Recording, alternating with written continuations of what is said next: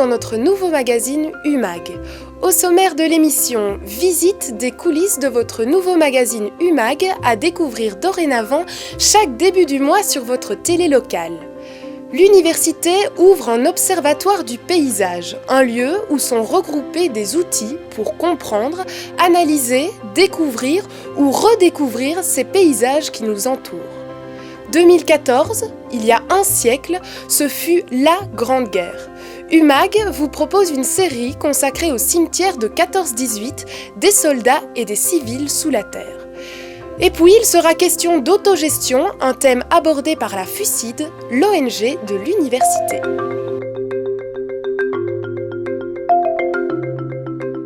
Quand l'université fait de la télévision, c'est pour s'ouvrir au grand public. Elle souhaite alors partager ses savoirs, les avancées et les résultats de la recherche scientifique, mais aussi inviter les habitants de sa région sur le campus universitaire. UMAG, le nouveau magazine télévisé de l'université de Namur, se veut un magazine de société, à découvrir chaque début de mois sur votre télévision locale.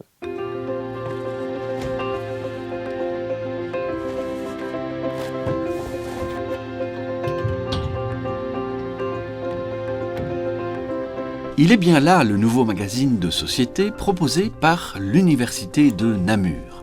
UMAG vous proposera chaque début du mois des reportages sur la vie universitaire du campus namurois et sur le rayonnement de l'enseignement, de la recherche et des services de l'université dans sa région.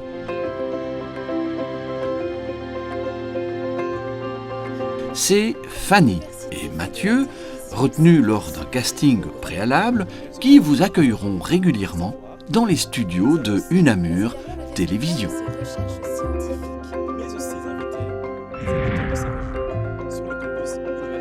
UMAG, le nouveau magazine télévisé de l'université, se veut un magazine de société.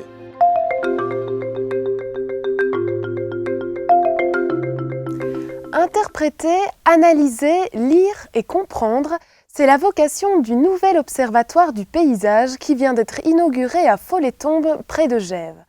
Bien sûr, il s'adresse aux scientifiques, mais cet observatoire a pour but aussi de sensibiliser et de former un large public avec pour slogan « D'hier ou de demain, les paysages sont entre vos mains ».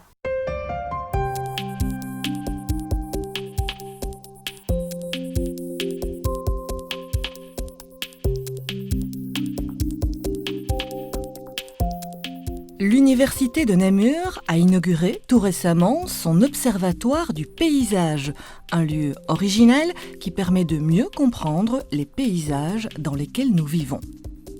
Lire un paysage, c'est une démarche qui nous permet de structurer les éléments qui sont autour de nous et de se familiariser avec son cadre de vie. C'est une démarche intellectuelle et à la fois pratique parce que les paysages, on les fréquente tous les jours, on s'y déplace, on y travaille et dès lors, on est attentif aux changements qui les affectent. Il y a 3 ans, les géographes de l'université Namur ont mis sur pied un certificat universitaire en analyse paysagère. Aujourd'hui, en créant leur observatoire du paysage, ils s'offrent un magnifique outil à la fois didactique et scientifique. Un observatoire du paysage, ça sert à faire des recherches, à comprendre effectivement le cadre de vie qui est le nôtre aujourd'hui. Dans ces recherches, on pratique une lecture rétrospective, c'est-à-dire qu'on va expliquer le présent en remontant dans différentes époques du passé, mais ça sert aussi évidemment à comprendre les dynamiques du paysage et donc de pouvoir commencer à établir des plans de gestion du paysage. Et puis on a voulu aussi lui donner un versant didactique et en faire une classe paysage, qui va être donc un lieu de formation pour à la fois des étudiants universitaires, étudiants de hautes écoles, mais aussi de formation continue, pour des enseignants, et puis plus tard, un espace d'accueil pour des classes et le grand public. C'est à Folletombe, où l'université possède un vaste domaine forestier, que l'Observatoire du paysage a pris ses quartiers. Tous les outils y sont réunis pour comprendre et analyser le paysage. Un observatoire, c'est un laboratoire où on rassemble toute une série d'outils destinés à lire et à interpréter les paysages. Donc on a besoin d'une cartothèque avec des cartes rétrospectives comme la carte de Ferraris du dépôt de la guerre, la carte topographique. On a besoin d'une photothèque avec des anciennes photos des paysages anciens pour pouvoir les comparer avec l'évolution actuelle, mais aussi on a réalisé, grâce à Evelyne David, toute une série de maquettes. En plus de tous ces outils qui sont intégrés à l'observatoire, on a développé un itinéraire découverte à travers Follet-Tombe, le long duquel se trouvent des sites d'observation, comme le site panoramique devant lequel nous sommes ici à la Sarre-Mer. Et là, je pense qu'avec cet itinéraire combiné aux cartes et aux maquettes, on peut vraiment arriver à développer petit à petit cet observatoire. On a encore beaucoup d'autres projets, mais bon, dans un premier temps, ça fonctionne déjà.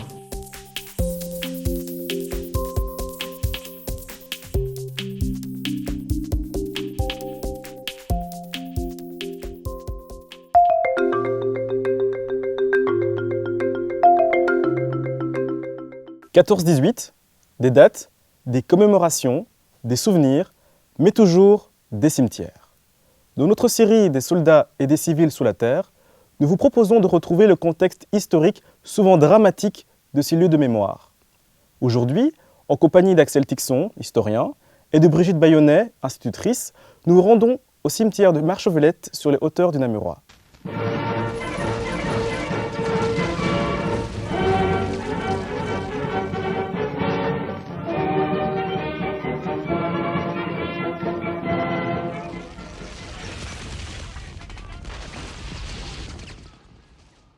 Axel, que s'est-il passé à cet endroit bien précis?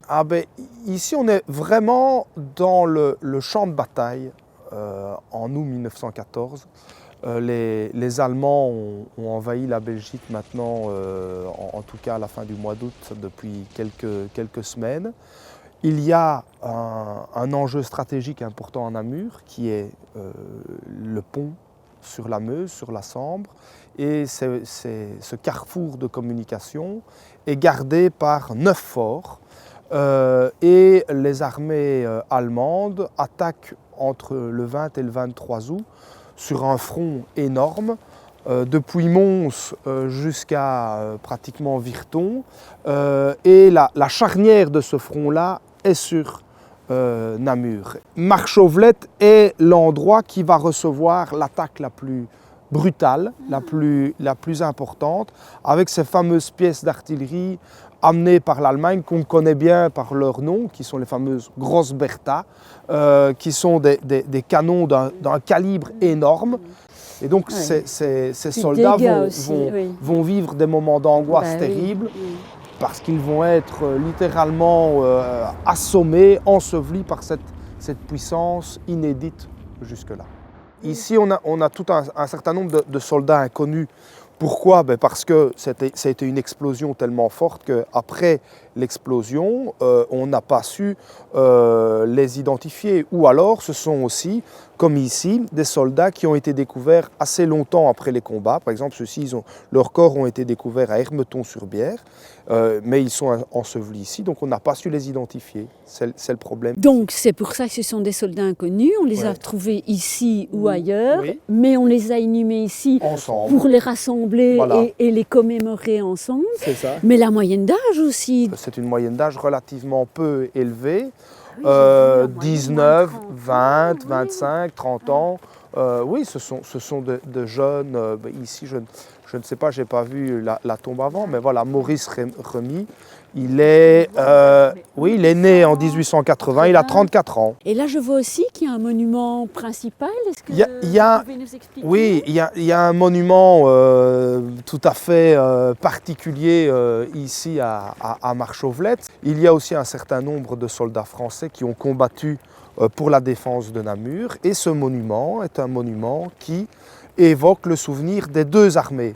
Alors c'est amusant parce que en regardant, il faut être un peu connaisseur, mais en regardant le monument, on sait déterminer qui est le français et qui est le belge. C'est-à-dire que celui qui est le plus à droite est le soldat belge parce qu'il a des bottines et il a ce qu'on appelle un shako, qui est un chapeau qui était surmonté par une petite une petite décoration. Oui. Et à côté de lui, c'est un soldat français qui a lui des guêtres, un manteau un peu plus ouvert, et lui a un képi sans cette fameuse décoration. Et donc, on peut voir sur les inscriptions du monument, aux Belges, et là on a le lion, et là aux Français, et là on a un coq. Donc on a bien cette union entre Belges et Français qui sont honorés par une patrie qui est endeuillée par une femme avec la végétation autour. Donc ici on a un cimetière franco-belge, mais on le voit, qui est majoritairement belge.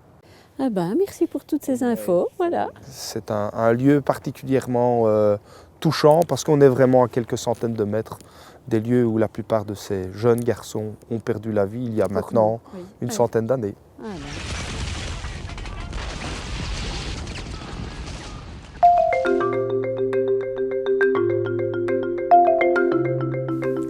La FUCID, le Forum universitaire pour la coopération internationale au développement, l'ONG de l'université, s'interroge sur des questions qui concernent les pays du Sud. Il est question aujourd'hui d'autogestion. Une société basée sur le principe de l'autogestion, est-ce possible? Revoir la hiérarchie, les relations sociales, des fonctionnements différents, la participation de tous, directement, sans intermédiaire, est-ce vraiment une utopie? Deux jeunes diplômés, Edith Wüstefeld et Johan Verhoeven, reviennent d'un an de voyage en Europe et Amérique latine. Ils sont partis à la découverte de modes d'organisation alternatifs, avec pour fil rouge l'autogestion. Riches de cette expérience, ils s'essayent à l'analyse de ces collectifs peu ordinaires qui contribuent à un peu plus d'utopie. Alors l'autogestion, c'est quoi? C'est l'idée de fonctionner de manière démocratique au sein d'un groupe humain, donc en supprimant au maximum la hiérarchie, avec la participation de tous et en faisant le pari sur l'intelligence collective. Et donc ça peut prendre des multiples formes. Nous, pendant le voyage, ce qu'on a rencontré, c'est par exemple au Venezuela, une coopérative de 1200 travailleurs qui fonctionnait comme ça, sans aucune hiérarchie. On a rencontré des restaurants populaires autogérés au Pérou, des écoles aussi autogérées en Argentine, des entreprises fermées par les patrons, récupérées par les travailleurs, des centres culturels, des hôpitaux, des coopératives de crédit. Donc voilà, une multitude d'expériences possibles qu'on a rencontré pendant le voyage. El éxito de cualquier grupo autogestionario va a depender del grupo de personas, o sea, porque si tú tienes amor por lo que haces, si tú realmente pones todo por el todo, por lo que quieres hacer, por lo que estás haciendo, o sea, va a dar resultados. Que cuando tú te planteas autogestión, te estás planteando ser tú mismo tu dueño de tu propio destino y no tengas esa disposición de depender de los demás.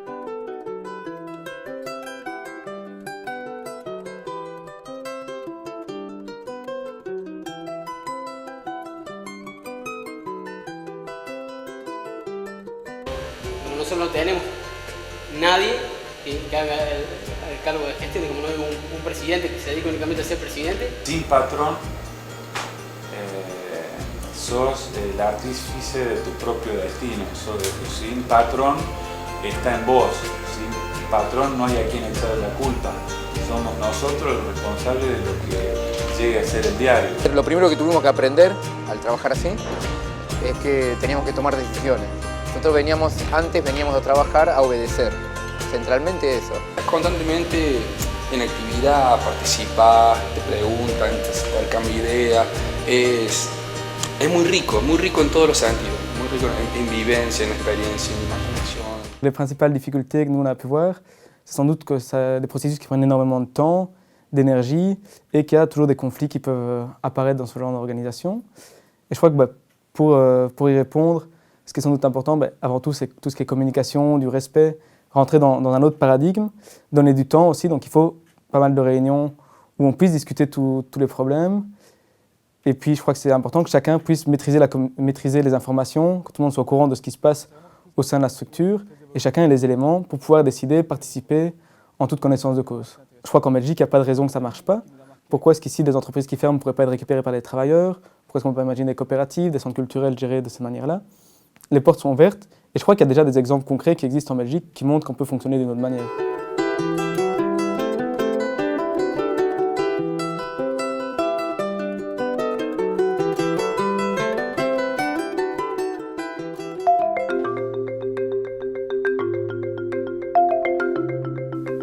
Et bien voilà, c'est ici que se termine notre première émission.